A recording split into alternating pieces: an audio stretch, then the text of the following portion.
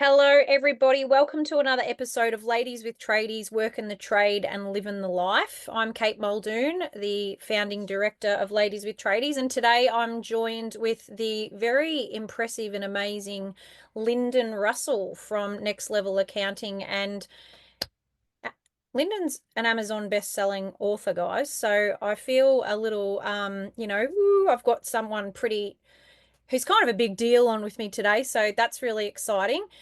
The most exciting thing for all of you, though, our listeners and clients or people who are in our community, is Lyndon's become our new trusted advisor in accounting. So we've been searching far and wide for the right fit for an accountant for many years now. It has been. So I feel really excited that we've now been able to connect with Lyndon and we get to hear from him today and how he works with tradie businesses. So welcome, Lyndon. Thanks for coming on. Thank you, Kate. What a great introduction. Righto, so let's get stuck into it, Lyndon. I've given the real high level intro, but I'd really love for you to give our listeners a bit of a feel for you, your background, tell us about your business, where are you, all of the things, mate. Yeah, sure. So, 51 years of age, happily married, two kids, living in Torquay on the Surf Coast. So, Surf Coast, Victoria, which is good. But yeah, so I'm a third generation accountant. My dad was an accountant in public practice, now retired, and my grandfather was also an accountant with the Air Force back in the day. So it was sort of in my DNA, if you like, to become an accountant. Um, but working with my dad was both good and bad. I don't know if anyone out there's ever worked with their parents, but it's there's some good things and bad things. I learnt a lot from my dad in his public practice, and I also learnt what he was doing that I didn't want to do, which is where the fork in the road happened. And back in 2010, started Next Level Accountants. And the whole idea with Next Level Accountants back then was just to get away from that old-fashioned accounting model of, my name's, Peter Russell, and it's Peter Russell and Associates, and the business is built on someone's name and reputation. I wanted it to be more about the outcomes that I'm striving to help my clients achieve. So, hence the name Next Level was born because, in our DNA is to help businesses really get to the next level when it comes to their businesses and finances.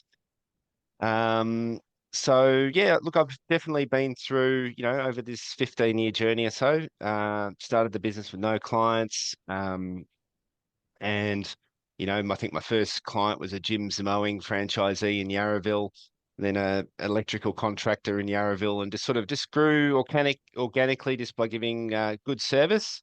But I've definitely had my ups and downs too. Like I've built up a team, and I put my hand up. I wasn't the most amazing leader 8 or 9 years ago, and things sort of took a downward dive. But that was a good opportunity to sort of reflect and rebuild, and just strive to do better. So I think I'm I understand what it takes to run a small business. It's not all you know um, honey and roses all the time. There's definitely key people leave, or you hire the wrong person. You waste money on a marketing thing that didn't work. I've made all those mistakes myself. So I can, I have that sort of affiliation with small business, with everything that they're going through, as having been through it myself. I love Yeah, that. Yeah, and you and I we had a chat prior to this, and yeah, we it was nice to be sharing some of the highs and the lows that come with, like you said, being a small business owner, because sure, we're the business coaches and accountants, but we still have the same challenges. And I think that's what's very humbling about businesses like ours is we're not here to pretend like we know it all or we've got all of our shit together. It's more about us using our expertise to support people, and we're learning by doing, everybody, every single day. It's such a changing environment, this small business world. So thanks for sharing there, Lyndon. I think it gives a bit of context for people to be like, oh yeah, okay. I don't need to feel intimidated going into the accountant, because a lot of people feel that way. yeah, So totally. yeah, it's great to have that sort of candid insight. So Yep. you do work very heavily with trades, and I'll give your book a quick plug now. So it's called Know Your Numbers. It is a no-nonsense finance guide for building a profitable and enjoyable trades business. This book is great. I do enjoy how it's set out, especially for our industry, Lyndon. Broken down into a step-by-step guide with tips, and the case studies are relatable. So guys, certainly have a look at that. But trades, Lyndon, why trades? What attracts you to working with our beautiful trades industry? Um, well, I think just generally speaking, I really love trades business owners. They're just down to earth people. They're people that I can relate to. I've dealt with many real estate agents and investors, and I just didn't really I didn't really feel like I fit very well with those sorts of people. Look, it wasn't just that. It was actually born by, back in the day, sort of opened the doors for everyone, and this gradually sort of recognizing that trades businesses were the ones that really benefited a lot from my help. Because, what I've recognized with the good trades business operators is that they're the first ones to say, that they don't know everything, and they're prepared to go out there and get that help in the areas that they're not good at. The bad trades business owners are the ones that pretend that they know everything about everything, and you can't help them. But generally speaking, I've found a lot of trades business owners are aware that, of their shortcomings. And a lot of trades businesses as well, if you speak to them, they say how busy they are. They've got plenty of work out the door. They're flat out all the time. So there's no question that they're quality trades business operators. They're completing the projects and delivering a high level of Mm, service and workmanship standard to the jobs that they do. That's why they've got plenty of work. But when it comes to the numbers of the business, it's something that a lot of them that's why they got into trades. They didn't want to, get involved in, debits and credits and Zero and MyOb and QuickBooks, leave that for someone else. I just want to get on and do what I need to do. Um, like I talk about this a bit in the book, the statistics though are a little bit sort of, you know, confronting. I've got four or five to read here. 98% of all Australian businesses are small businesses that employ less than 20 people. So, 98% of all businesses in Australia are a small business. Almost one in five, or 18%, are in trades and construction. And 43% of small businesses failed to make a profit in a report by the Small Business Family Ombudsman. So that's quite high, isn't it? Like 98% are in small business. One in five of those are in trades and construction, and 43% of those businesses are failing to make a profit. They're not failing to do their jobs right, they're just failing to make a profit. But also, as those businesses get a bit bigger, the number gets higher. So 55% of businesses that employ 2 to 19 staff fail to make a profit. So as businesses get more complex, they're less likely to make a profit. mhm, But the other big one is that 75% of all small business owners take home less than the average weekly wage. So here you've got a whole lot of small business owners, trades businesses working hard, like they're all working more than 38 hours a week, but they're paying themselves probably less than they're paying their staff. And majority of them, or, number, 55 to 43% of them aren't making the profits that they deserve. So, back to sort of why I got into next level accounts, it was to help businesses get to that next level. And so I've always been working on those methods to help businesses, that are really good at what they do, make a profit. Like um, your the customers that trades businesses, the trades business customers want their trades to be profitable. We've all heard of the Porter Davis disaster back in 2022, I think it was, where, that went into liquidation and everyone's homes are on hold. No one wants to work with an unprofitable tradie, because unprofitable tradies have to cut corners with materials, or, shortcutting the job, things like that. So it's really important the important element of the business is not just doing the work and the marketing and the customer service, but it's also to get your finances right. So I've found through my journey that the people most receptive to those ideas and why I specialize in trades are trades business owners. I can bring my skill and add that little piece of the puzzle to their business and hopefully help them to make a profit and get paid more than the average weekly wage. Oh, love it. So, Lyndon, I'm just, you're singing to me here. There's a part in our tools for profit application that we go through with people when we get their profit and loss data. And we plug in their numbers into our system and we look at some key performance indicators. And then the second tab that we get them to look at is how many hours you're working per week. And then it goes through the system and it drops out the bottom their hourly rate once we Nice. skim it Yep. all off. And tell me about that. Oh my goodness. So the last one I did, one fella is working for $23 an hour. And that's why you and I exist, because we're going, oh man. And I'm like, and what's your lowest paid qualified getting paid? Oh, 45, $50 an hour. I'm like, and you're taking home 23 an hour, bud. Like, Yep. why don't we just go get a job if that's what's going on? How heartbreaking for the amount of work that they're putting in. And then they're like, rightio, I can see where I can make a change. And so that's where I just love what you're saying about the difference that we can make to these business owners and how that reflects in their lives and their livelihoods. Because half of them are not like they're just surviving barely. They're not thriving, and that's why we say work the trade, live Correct. the life. It's they want to work hard, and they are working hard, but they're not reaping the Yep. benefits or the rewards. So Yeah. yeah, it's an interesting space.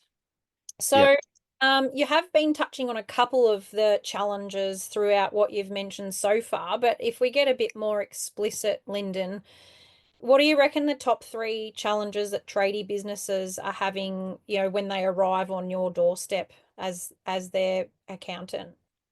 Well, yeah, I think I always welcome those people with open arms and say congratulations because you've taken the first step to changing things. You've worked out that something's not right and you're taking a forward step to change that. I would say this might sound very unaccountant, but probably the first challenge that tradies arriving at my door have is that they don't have any financial goals. They just got into business and they're super busy and they're just keeping up with that. Go on with it. Yeah. The weeks and months and years tick on by and they look up and go, shit, I'm only paying myself $23 an hour. So, that's probably the first area where I try to, talk about that in the book too, is like just setting some realistic goals, and that is the first challenge. And I try and keep that as simple as possible. I've got a rule that's called 25-10. Mhm. I will pay myself 2,500 a week and my business will make a 10% profit. So by doing those two things, you're immediately out of those statistics I read before. You are actually, thriving according to those statistics. You're paying yourself more than the average weekly wage and your business is making a profit. So let's just help you to get there. So that's the first Mm. challenge is just to help unpack those goals and what, like they're questions for the trades business owner. What do you want out of your business financially? And if you're working so hard and you're employing 5 or 10 people, isn't it realistic that you're paying yourself 130 grand a year? And isn't it realistic that your business turning over 1.5 million make $150,000 profit? And the answer to both those questions obviously is yes. So having that ownership of the goals is a great um, first challenge to overcome. The second one is cash flow. Um, I think, if you spoke to if you got 10 trades business owners and said, put your hand up if you feel like your cash flow could be improved, I think probably 8 or 9 hands would go up at least, maybe even 10. So now that's not an easy, there's no quick fix. Like a goals conversation is quite an easy, meeting to have and to unpack because we can sort of answer that straight away. But with cash flow, we've got to get some steps in place. And one of those first steps is to prepare a business budget. So which has 25/10 built into it. So 25/10, paying yourself 2,500 a week, business making a 10% operating profit. Only by going through the budget process can you identify what revenue, what margins, and what overheads need to be to achieve that. And we're not talking about turning things upside down. We're just talking about making very small changes. Could be, increase your markup from 30% to 35%. It could be, we need to increase revenue from 80,000 a month to $85,000 a month. Just some really, they're quite achievable sort of goals. And that's, I suppose, the other beauty of trades businesses is that they're almost there. Like they've got Mm, plenty of work, just with a little bit of yeah. um, science around margins and revenues and overheads, and we can get the business to a profitable state. Um, and you need profit in your business to address your cash flow issues. If you're not making a 10% profit, well, it's almost impossible to get on top of your cash flow issues because you need, your income to be higher than your expenses consistently to build up some cash. And that's probably the third challenge is creating that plan. Mm, So, yes, we all agree and have, you know, acknowledgement what the goals are. We want to get the cash flow improved, but what is the plan? So the first step with that is the budget, um, which sort of lays out a 12, 18-month plan on, what's achievable financially. But also a three-way forecast. So we can actually do a cash flow plan, a 12-month cash flow plan based on that budget. Because one other issue with challenge I have sometimes with clients is I say, well, look, you said I made a $200,000 profit. Why isn't it in my bank account? That's we get that. because you've got, six pieces of equipment under finance, and that's costing you $10,000 a month in equipment loan repayments. So out of that profit, we've got to meet those equipment loan payments and other liabilities. So that's where that cash flow plan is a real game changer because, it's not just about getting the profit, but it's also about getting a positive cash flow. And we can sort of interplay between, what profit levels are and what your salary is and see what effect that has on your monthly cash flow moving forward and sort of update that on a periodic basis. Yeah. Yeah. Yeah, Yeah. so there's Yeah. yeah, Yeah. so So I'm not sure whether to feel reassured or I don't know, because that's the top three things we find come to our doorstep too. So it's yeah, and that's why I love the synergy here because and that last part that you just talked about there, Lyndon, people don't necessarily understand the difference between their operating profit and their true net profit and what has to be skimmed off the top from the bottom of that P&L. Like it's still got to be taken out what's on your loans, your any drawings that you've been pension over and yes, above your 2,500, and then your tax has got to be taken out from that yep, net profit that sits in your P&L as well. And when you help people to understand that the difference between what is on your profit and loss, or what zero displays to you, and the true profitability of your business, and yep. that's what we call it, your true profit. Look, Um, an there, analogy I like to use, sorry to interrupt there, Kate, is it's almost like going to the gym with a personal trainer. Like if you go to the gym with a personal trainer, you are expecting to get results quicker. Sure, you can go to the gym yourself and save a bit of money, but it might take you much longer because the personal trainer is going to put you on the scales. They're going to give you a meal plan. They're going to help you do those reps and have a bit of accountability there. So bit like what you and I do is we help them to have that accountability in their businesses from a business coaching point of view, from a financial point of view. We're not gonna talk crap to them. Like if the yeah, numbers aren't good, we're going to tell them the numbers aren't good. And that someone saying that to them can help them to achieve their goals. Yeah, and I think too, over and above that is that like creating the safety around the opportunity as well that exists, even if the numbers are crap, because Yeah, I think that's the thing people would really shit their pants about in coming to us is what if I'm just an absolute shit show and I'm going to bear all on that and literally give everything, like the keys to my business, here they are, Lyndon, Kate, and teams. yep, Like yep, I it's about never making people wrong. And I think that's the lucky position that we're in working with these business owners is we can just say, hey, you've got a cracking business here, mate. It's just we got to do some tweaks, like tweak some yep, stuff. You know, it'll be okay. You're gonna have to do some work, mate. But yep, we've got we can see positivity on the horizon, or occasionally I say, geez, this one's probably very close to the emergency department of the business hospital. We have to get really clear about and be very direct and firm here and not pussyfoot around the reality of their situation where they're possibly heading if they don't make some abrupt changes, or yep. you need to go to your accountant because you are well up shit creek and I cannot save this business. And that's very, very rare that we get those, but yeah, I'm sure you've seen all three of those as well.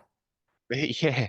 Oh, I have. And I was just talking to a mate of mine who is a personal trainer yesterday, actually, and he was just telling me about one of his clients that's lost 20 kilos in 12 months. And he said basically the reason he came to see him was that his doctor said, look, if you don't sort of lose a lot of weight, I think this fella might have been sort of 140, 160 kilos sort of thing, you've got heart attack risk. So, that investment that this guy's made in his personal trainer over those 12 months is he's lost 20 kilos. His health is vastly improved and he's not going to die early. And you can sort of relate that to a business in the same situation. The business might be a bit overweight and things aren't right, but just sort of recognizing that and going, look, I don't know it all. I'm going to get some experts in here to help guide me.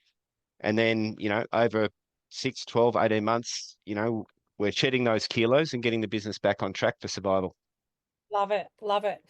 And so you talked about the three things, having the goal with the cash and having the cash flow there and then being profitable.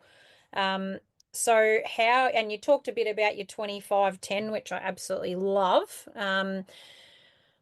If I come to you or a trades business comes to you, what will they experience? Like, how do you support them with those things? Yeah. So, look, every business is at a different stage. So I've got a model called CLEAR, which stands for clean up, learn, enjoy, ambition, reward. So the first thing is really to identify where they sit on that spectrum, because that depends on the sort of service that they need to sort of get to the next stage, if you like. But Yep. Yep. generally speaking, I believe firmly in business budgeting, but also a three-way, not just preparing a profit and loss budget, but a three-way forecast. So this is really sort of financially modeling the business in terms of profit and loss, balance sheet, and cash flow. Because it's one thing just listening to someone telling you what's happening, but I think visually people need to see, you know, where they're going on their financial journey, and that things are on track. Um, so we've got a few tools under our banner that we do, which is the budget, profit and loss forecast as well. So we would meet with a client periodically, monthly, quarterly, for example, and just review where their actuals are at against the budget and reforecast for the next months of the financial year, and then project where their business is likely to end up based on their budget, so they can get a real sense of how they're tracking in terms of business performance. The other one that we love to do is a tax flow forecast, because sometimes where businesses get caught with cash flow is actually around taxes, you know, because when they're looking at their zero mile files, they can see the aged payables or the suppliers that they need to pay. But then the accountant rings them and tells them that, oh, on the 28th of February, you've also got a $30,000 BAS payment due. And some businesses aren't necessarily always aware of all those Yeah. forecast for tax. So we actually put together a tax flow forecast. Each month, what do you expect it to pay for GST, pay as you go withholding, pay as you go installments, and superannuation. So that way we've got that awareness of what's coming up. Um, we help them to put together like a bank account system as well to manage that. So I talk about that in the book, the four bank account system. All the money comes into an income account, and then that gets split once or twice a month into an operating expense account, a profit account, and a tax and super account. And when that's managed really well, cash flow issues really shrink quite quickly, because when those taxes are due, the money's sitting in the right account. It's not coming out of general revenue. The other thing we help them with is a cash flow forecast, which I sort of talked about before. So we go through, based on, budgets and actuals, income and expenses, when your customers pay you, when you pay your suppliers, when the tax payments are due, when the equipment loans are due, how much you take out as drawings each month. And we really map out what that cash flow is going to be looking like over the next 12 months in a graphical format. And we update that in those meetings. So if they're well ahead of budget, they can see the benefit of that. If they're well below budget or on budget, they can get assurances to where they're heading. So I think that really takes a lot of anxiety out of that cash flow equation just by having that awareness of what it's looking like. Yeah. The other things we do is, where did our money go? That classic question of, well, you're telling me you made a profit. Where is it? So we actually show them where that profit's sitting. Um, and we try and track their net worth over time as well. So show them that their equity in their business is building up, and equity being, that their assets are higher than the liabilities in the business. And that's really sort of our goal. My goal as a CFO is to really help that business build its financial position into a Yeah. into a strong position. Beautiful.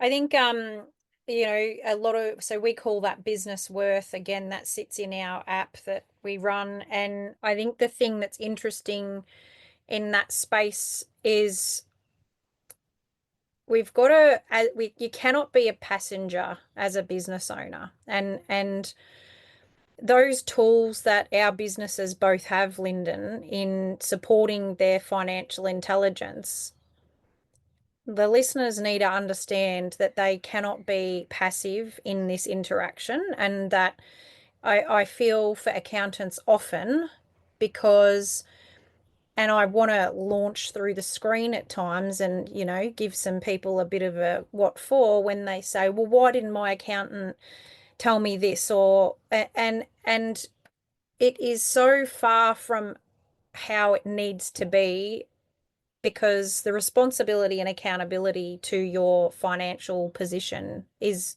on your shoulders. And the only way that you can turn it around is by taking the action yourself, not kind of saying, well, why didn't this person and why didn't that person, or the bookkeeper this or the accountant that, or so it's interesting to hear you speak about the tools, and again, so much synergy. We're working on a lot of the same things with our clients. That's the key, I believe. I'm interested in your take on this, in them being truly empowered and making sustained change where one day they won't need us as much. And Yeah. I think that's the thing. If you go back to the personal trainer, some people want to be with their personal trainer for their entire lives. And clients of ours, some of them have stuck with us, the whole time Ladies with Tradies been around. Yeah. Others will need the personal training for 12, 18 months is about the minimum that you kind of get to move through. Yep. Yep. Tell me about how you are empowering the clients, or what you do in order to make sure that they're equipped so that they don't need you for this forever. Well, I think, yeah, it's definitely mindset. Yeah. Like business owners have to have the right accountability mindset. It's no one else's fault but yours. You've got to take responsibility for everything that happens in your business. Oh, my key person left. Well, that's actually, in some ways, that's the business owner's fault. Maybe they didn't provide enough leadership or the right systems or the right tools or whatever it might have been. No different to the finances there, Kate, and what you talked about. So I think, for me, I need to be working with those business owners that aren't, that do take that accountability, because they're the ones that succeed, the ones that sort of have it, that see themselves as their leader in their own business. And I think where we can both help them is uh, in the relationship that they have with their, not just themselves, but with their business. If their things aren't going well in their business, their relationship with the business can be a mindset issue. It's like, oh God, I've got to go to work today, and hopefully I can meet wages next week, and this sort of thing. So I think the biggest intangible benefit our services bring to those business owners is helping them have a more positive relationship with their business. Planning, goals, Yeah. execution. Sure, there's a whole lot of detail behind that. We've got to reconcile the bank. We have to file the BAS correctly. We have to do tax planning. We have to be compliant with taxes, making sure we're picking up all your deductions for home office or, um, motor vehicle expenses and fringe, but, all that details, really important, because you don't want to have the ATO on top of you either. But yeah, it's just helping them to just have a more positive relationship with their business, and that is based on, a bit of commitment and a bit of accountability, and also results. And I think that starts to snowball. Yeah, I love that. And the commitment of energy too, because I think it's Yep, you've got to energy's put a the big one. time in. Yeah, like you've got to put the Yep, time. It's because there's time and energy. Like time doesn't equal energy. If you're yeah, sitting there with either of us or a coach or another accountant, and you look, they're sitting there present, investing time, but no energy between the ears, then yep, it makes it a bit more challenging to get those results that we're talking about. So yeah, I it's a really interesting thing, but I love to see what happens when people like the penny drops and they're like, wow, I actually know what I'm doing now. I feel like a yep. total boss. I'm across my numbers and here I am and I'm doing it. So okay, so let's start talking a little bit more accountancy stuff. I want to say uh, people probably don't understand how much accountants can support their business. The things that I've been supported by my accountant with in the last 3 months or 6 months probably, that I would not have even dreamt of needing to be supported on have been astronomical. It's things around business structures, shareholdings, it's around financing, it's around um, even how Jason and I conduct our several different businesses, my husband, and there's like just having somebody to fire any question on to and say, Mm. I'm thinking about this. What's the best way to do it so that you don't skin me, dear accountant? Yep, Because I yep, want to do it structurally right, from a process perspective right, financially right, all of those things. People, the realm of what you guys do is huge, and I don't think we put enough credence on your the support that you can give us, yep, because people just don't know. yep. So if I just take even one of those things that I just prattled on about that I've been supported with, and we Yeah, talk about, say, the structure of a business, because this is a super important thing that people don't understand. Speaking of some of those statistics, so of that 18% you spoke of business owners that are tradie business owners, 66% of tradie businesses are sole traders. Like that's their structure. yep. When you hear that, Lyndon, do you go, "Ugh," or tell us a bit about why Yeah. structures? Or, Well, yeah, so yeah, structures is yeah, complex, and takes, a good decade or so to become a master at it, from an accounting point of view. And a structure isn't something that you change all the time in a business. You're only going to change your structure when it's really the right thing to do, for a number of reasons. Might be, for tax or for asset protection. So generally, when we're talking about structures, they're the two overarching principles that we're looking at the structure, tax and asset protection. So I actually think, one of the great things about small business, particularly startup, tradie going out on their own. It's so easy to do. You Yeah. just go to the Australian Business Register, register for your ABN, perhaps GST, and off you go. Cost you nothing. You can start tomorrow type of thing, and you got an ABN.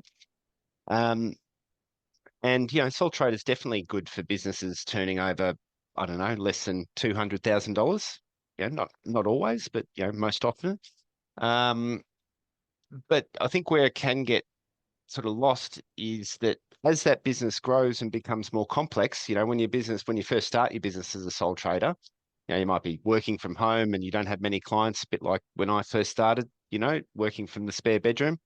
You want to keep things simple. You don't want complex structures and have to do company tax returns or trust returns or any of that sort of stuff.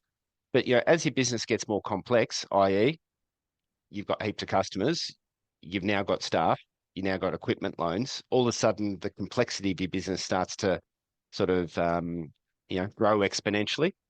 And if that's not sort of looked at the right time, you can find yourself in a situation where you're paying more tax than you need to, but also that potentially you've got asset protection issues. You've got a mortgage, you've got a young family, you've got a mortgage on your house. Look, sure, when you first started, you're turning over 70, 80, 90 grand a year, but now you're doing 500,000 and the jobs are more complex and there's a bit of risk involved. You don't want people having to kind of, sue you, because if anything happens, it's your name. And so any assets in your name are, fair taking. And that's why a lot of businesses, as they get more complex, aren't sole traders and they're more likely these days to be companies because a company has the corporate veil protection of the Corporations Act. The proprietary is limited to the share capital, which is often just $100. So if something happens, the customer's going to sue the company. They're not going to sue you as the business owner slash director. So there's sort of some overarching issues. Overarching guidelines are asset protection and tax minimization. Um, and also that's changed quite a lot too. We've actually this in the last 2 months done 3 business restructures for various different reasons. 10 years ago, the company tax rate was 33%, that went down to 32 and then 30%, and now it's 25%. So when we had those higher company tax rates, a lot of small businesses were structured in family trusts, which gave discretion to distribute the income to the family, to your spouse, etc., for tax efficiency. Um, but particularly for more profitable businesses, you don't want to be, in my opinion, in a family trust. Like we're just in the middle of a restructure at the moment. We've got a business that's making about, $500,000 a year in profit, and that profit's just distributed to mum and dad at 250, just using round numbers, $250,000 each. So they're in the top marginal tax rate. Yeah. So if we restructured into a company and paid them a proper wage rather than drawings, they're going to be a lot better tax wise because the company tax rate's 25%. So husband's getting paid $220,000 running the business. The wife's getting paid $80,000 doing some part-time admin work in the business. And the remainder of those profits are kept in the company and taxed at 25%. And I think we worked out that's going to save them approximately $160,000 a year in tax at that sort of profit level. Oh, that's So there's lots of rule, like the ATO are aware of this too, and the legislation's been written accordingly. You're not trapped in your structure either. So there's a specific provision called Income Tax Assessment Act 328G, which is a small business restructure rollover relief, which allows small businesses turning over less than $10 million to do a genuine restructure for those reasons that we just discussed. Access to finance, efficiency of tax, asset protection. So you can roll over into different structures without any capital gains or tax consequences into a new structure. So those provisions are there for these purposes because, basically the Australian government want small business, 98% of all businesses are small businesses, to not be sort of, to be flexible with being in the right structure because businesses have a life cycle. There's startup, there's growth, there's maturity, decline, maybe more growth. So those structures change over time. And I think this going back to sort of what I said, it's not something you're changing each year. You're just going to be doing it at the right time. Um, we've also had a couple of other restructures where some clients haven't felt right about restructures that their accountant had talked about. So if you're not, I would just make a recommendation that if you're in a structure that you don't understand, just talk to your accountant about that. Have a meeting. Sure, you might have to pay for it. I don't know, but make sure you go to that meeting. And if you still don't understand, if you come out sort of think you're a bit bamboozled and you're not 100% on it, definitely get a second opinion, because maybe the two that I'm thinking that we've done or doing, the structures were just done in a really bad way. It's being repaired and to the client's benefit, that they're saving tax and it's more efficient. But, if you're not confident, always just get a second opinion is what I'd Yeah, say. I love that. So that's so good. And you've answered a couple of things in my next question in there too, Lyndon. But that second opinion is so vital, and that structural change and the shift of accountant, if you aren't quite comfortable, is something that I see a lot of trades businesses wait too long to do. Yeah. So it's and I think that it's a bit of the fear of unknown, but the advice is just have a conversation with Lyndon or somebody. Yeah, you don't have to leave the accountant that you're with, but at least see what else is out there. And Yep. particularly, I had to smile when you're talking about, Peter Russell accounting, and I Yeah. have a smile because I think your dad's generation are starting to wash through now. And yes, they were amazing in the time that they were, and the trust was fully invested in them, a bit like going to the doctor and yes, doctor, no doctor, three bags full doctor. We're in a different Yep. time and space now. And Yep. I think it's important that people recognize that the new hip version of accountant has arrived, and it's showing up in next level accountants and businesses like yours that you 100% are going to benefit from, because the thinking is not narrow, the thinking is very broad. And so when we talk about work in the trade, live in the life, my next question, which you've been touching on all the way through, Lyndon, is how does a good accountant account not just to save on tax, but also for profitability and also the lifestyle side for the client? Yep. Well, that's why we live in the surf coast. No. So, uh, yeah, I think we want to have a better lifestyle for our kids in terms of outdoors and ocean and all that sort of stuff.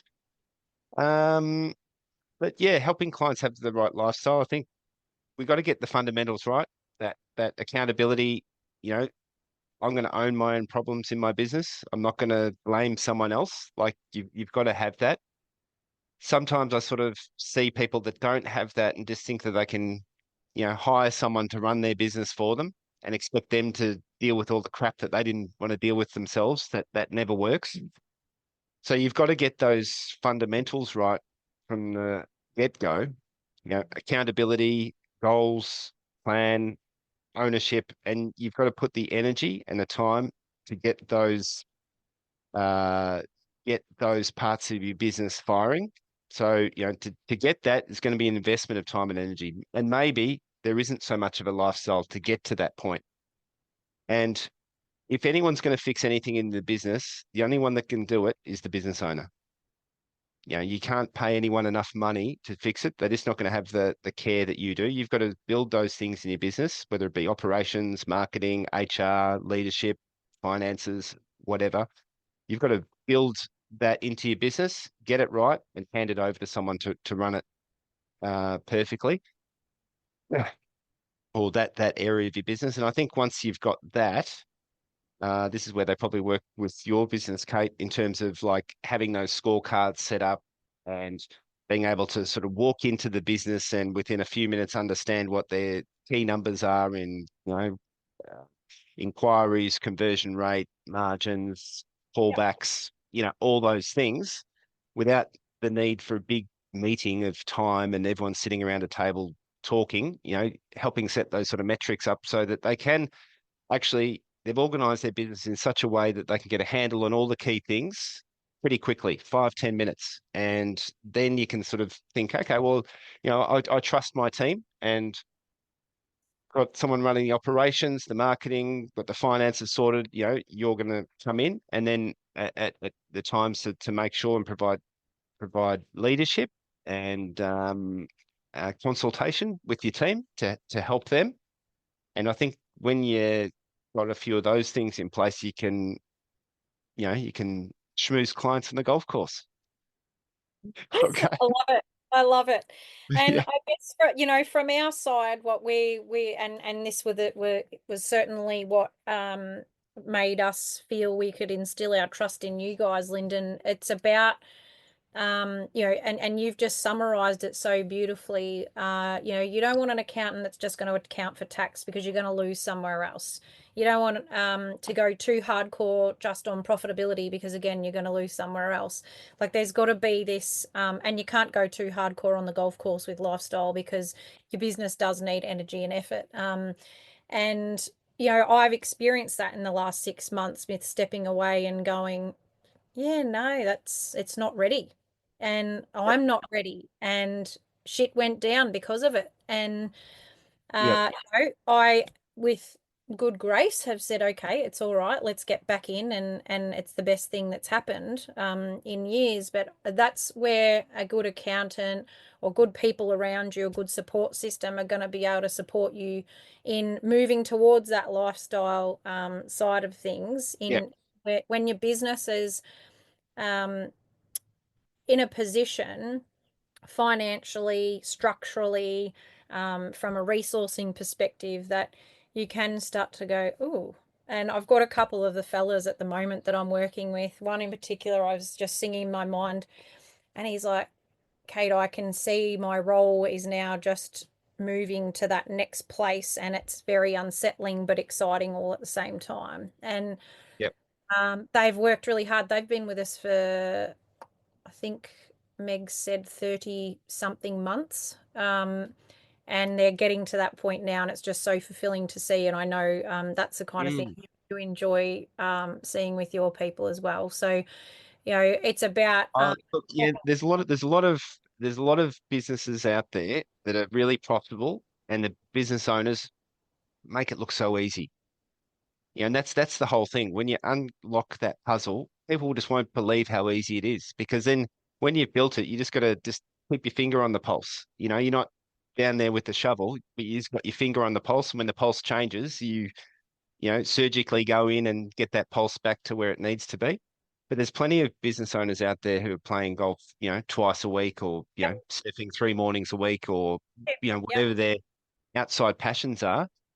But they're not the businesses. They're the businesses that are profitable. They know their cash flow and that they know where they are and where they're heading. So it doesn't happen by chance. That's the other thing. Like there is that investment of energy, but yeah, that's the reward that you're trying to build in your business. You're not just we're trying to get business owners to stop being on the treadmill of, oh, I've got so much work to do, to like, why am I in business? What am I yep, hoping this business helps me to achieve in my life for my family, for my health, for my finances, yep, all those things. It's your business is such an important part of who you are as a person and also, to your family and also to your community as well, because you might employ people in the community, you might sponsor the footy club, the cricket club, all those sorts of things.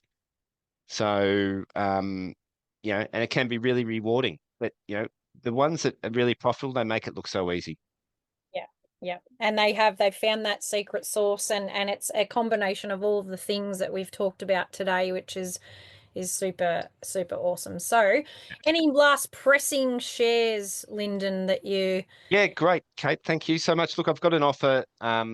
This book is on Amazon, Know Your Numbers, number one bestseller when it was launched in May 2024. So some great content in there, really easy read. You can buy on Amazon for 36.99 or Kindle version 11.99. But I have got an offer for your listeners today. So if you go to my website, nextlevelaccountants.com.au. You can buy this book for free. Only pay for postage and handling, which is $9.95.